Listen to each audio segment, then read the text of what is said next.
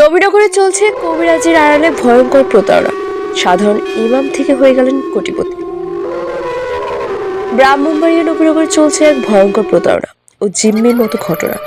কতিপয় হাফেজ মাওলানা কামরুল হাসান নামে এক ভণ্ড কবিরাজ কথা কথিয়ে এই কবিরাজে প্রথমে ইব্রাহিমপুর ইউনিয়নের জাফরপুর গ্রামে একটি মসজিদে ইমামতির চাকরি নেন। তার অভাবী জীবন থেকে মুক্তি পেতে বেছে নেন কবিরাজি লাইন।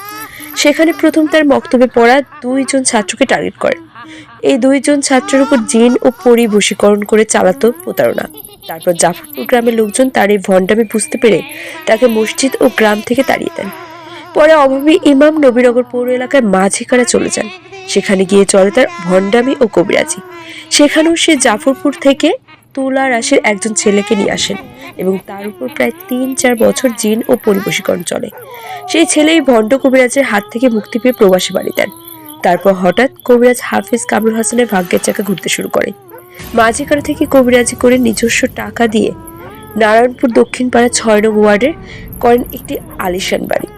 একজন সাধারণ ইমাম হয়ে এখন তিনি করছেন বিশাল আলিশান জীবনযাপন। কয়েকজন ভুক্তভোগী মহিলার অভিযোগে সরজমিনে করলে দেখা যায় অতীতের ইমাম বর্তমানের কবিরাজ কয়েক কোটি টাকার সম্পদ গড়ে তোলেন। তার এই সম্পদের পাঠ দেখে জনমনে একটাই প্রশ্ন, কি করে একজন সাধারণ ইমাম এত টাকার মালিক হতে পারে? ভুক্তভোগী নারীদের অভিযোগে তিনি প্রথমে সমস্যার সমাধান করে দিবেন বলে চিকিৎসা শুরু করেন। তারপর চলে ভয়ঙ্কর প্রতারণা। মৃত মানুষের হাড়, কঙ্কাল ও মাথা দেখিয়ে বলে, এখন আপনার কাজ করতে জিন ও পরির মাধ্যমে ওদের হাদিয়া দিতে হবে। সমস্যা অনুযায়ী হাদিয়া হয়ে থাকে 1000 টাকা থেকে শুরু করে কয়েক লাখ টাকা পর্যন্ত। হাফেজ মাওলানা কামরুল হাসানের কাছে একবার চিকিৎসা নেওয়া শুরু করলে তারপর সহায় সম্পত্তি হারিয়ে নিঃস্ব হওয়ার খবর পাওয়া গেছে। হাফেজ মাওলানা কামরুল হাসানের কাছে এই বিষয়ে জানতে চাইলে তিনি বলেন, আমি 25 বছর ধরে এই পেশায় আছি। আমি সবার সাথে ভালো সম্পর্ক রেখেই এই কাজ করি।